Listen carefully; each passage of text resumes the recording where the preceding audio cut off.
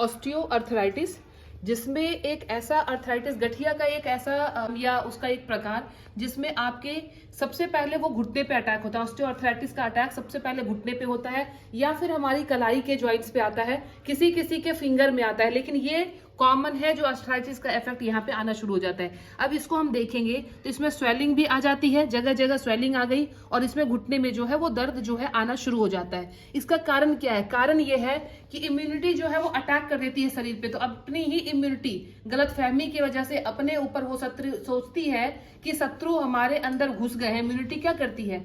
अपने जो बाहर से जितने भी रोग के बैक्टीरिया वायरस आते हैं उनके ऊपर अटैक करके लड़ा के उनको बाहर भेजती है।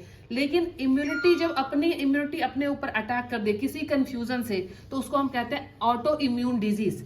तो ऑटो इम्यून डिजीज को बैलेंस करना, खत्म करना लगभग नामुमकिन सा है। उसको आपको बैलेंस करके रखना पड़ता है कई चीजों का। तो इसमें जैसे स्वेलिंग भी आ गई है इनके और घुटने में बहुत ज्यादा दर्द है। तो ये एक दिन का, वैसे बताऊं, ये एक दिन में नहीं होता, ये बहुत धीमे धीमे धीमे धीमे प्रोसेस है बढ़ने का। लेकिन ये क्या है कि लोग अगर इग्नोर करते हैं तो ये बढ़ती चली जाती है। खाने पाने की चीजों का जो है बहुत ज्यादा ध्यान रखना है। क्या खाना है ये इंपॉर्टेंट नहीं है, इंपॉर्टेंट ये है कि आपको क्या नहीं खाना है। आपको इसमें जितनी भी बादी की चीजें हैं, जितनी भी ठंडी चीजें हैं, वो बिल्कुल नहीं खानी है। हाई प्रोटीन डाइट जो यूरिक एसिड को बनाता है, सारे प्रोटीन डाइट यूरिक एसिड नहीं बनाते हैं।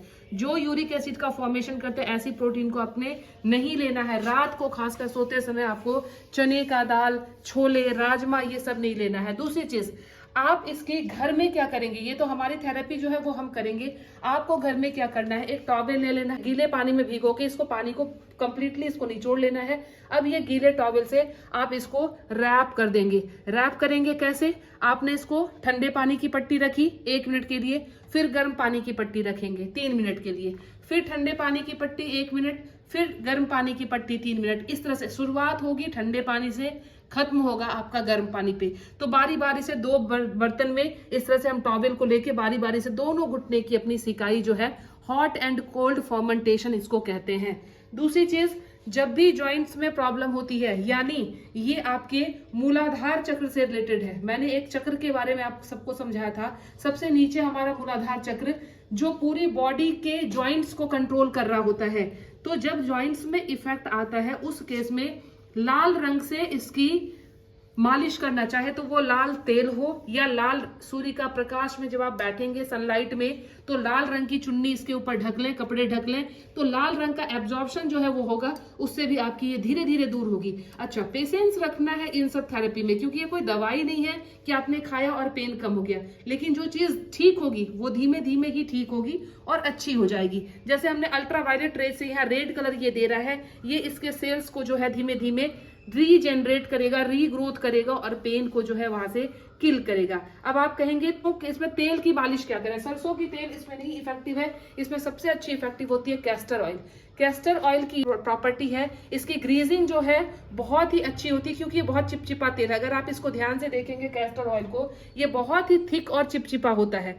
तो ये ग्रीजिंग, घुटने की ग्रीजिंग को बढ़ाने में ये बहुत ही इफेक्टिव रोल देता है।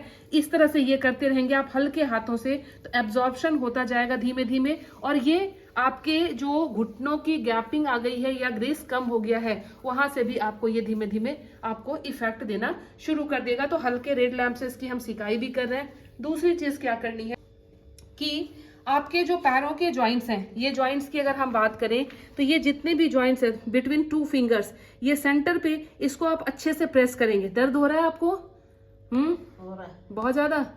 तो ये जितने भी जॉइंट्स हैं दोनों के बीच में इस तरह से प्रेस करेंगे तो आपके जॉइंट्स जो है यहाँ से दर्द तो होंगे, लेकिन दर्द होने के साथ साथ ये आपके धीरे धीरे पेन को जो है रिलीफ करने में भी मदद देगा। यहाँ से आप इसको रोज 2 से 3 मिनट करना है, बस ज्यादा नहीं, 2 से 3 मिनट करेंगे, लेकिन 2-3 बार करेंगे।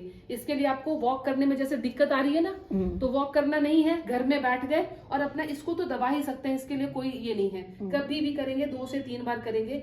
ये जैसे जैसे अभी आपको जैसे पेन ज्यादा हो रहा है, जैसे जैसे ये पेन कम होना शुरू होगा, आप समझ लेना कि यहाँ से दर्द ठीक हो रहा है मेरा, ये अपने आप कम हो जाएगा। ये पैरों में भी है, यही चीज हाथों में भी है। ये हाथों के फिंगर्स के बीच की लाइन जो है, अपने दूसरे हाथ को लेना है, यूं कर देना है दबा के, ये लेना है, यूं कर देना है। 20 से 25 सेकंड के लिए करना है बारी बारी से सब पे, इसके बाद छोड़ देना है। मतलब 1 से 1.5 मिनट में आपके दोनों पैर हो जाएंगे, फिर 1 से 1.5 मिनट में आपके दोनों हाथ हो जाएंगे। तो इस तरह से ये काम करनी है। एक्सरसाइज की जहां तक बात करें तो सबके घुटने की जो स्थिति है वो अलग अलग होती है, तो डिपेंड करता है कि किसके किस पार्ट में दर्द आया है, किसका कौन सा पार्ट मूव हो सकता है, उसके अकॉर्डिंग है हम एक्सरसाइज को बताएंगे। ब्लाइंडली एक्सरसाइज नहीं करना है। कैल्शियम रिच्ड फूड लेना है। भुने हुए मखाने जो हैं, घी में भुने हुए, देसी गाय के घी में भुने हुए मखाने बहुत फायदेमंद होते हैं, वो आप करेंगे। और इस रेड लैम्प का करेंगे। लाल रंग का जो मैंने सूर्य तप्त पानी तैयार करने की विधि बताई थी, लाल रंग के बॉटल में, उस बॉटल की पानी को अगर उससे हम इसकी पट्टी करेंगे भिगा के, सूर्य में लाल रंग के बॉटल में पानी हमने चार्ज कर दिया, उसी में टॉवेल को भिगा लिया और उसी टॉवेल को रैप करके यहाँ रख देंगे। या ये ऑप्शन अगर नहीं होता है तब दूसरा ऑप्शन है कि आप लाल रंग के कपड़े को लपेटकर धूप में बैठ जाएंगे, तो धूप जो है उस लाल रंग को एब्जॉर्ब करके आपके घुटने को धीरे धीरे आराम पहुंचाएगी। तो ये छोटी छोटी चीजें हैं नेचुरोपैथी की जो फॉलो करना चाहिए इन सब बीमारियों में। आराम देर से सही, लेकिन मिलता जरूर है।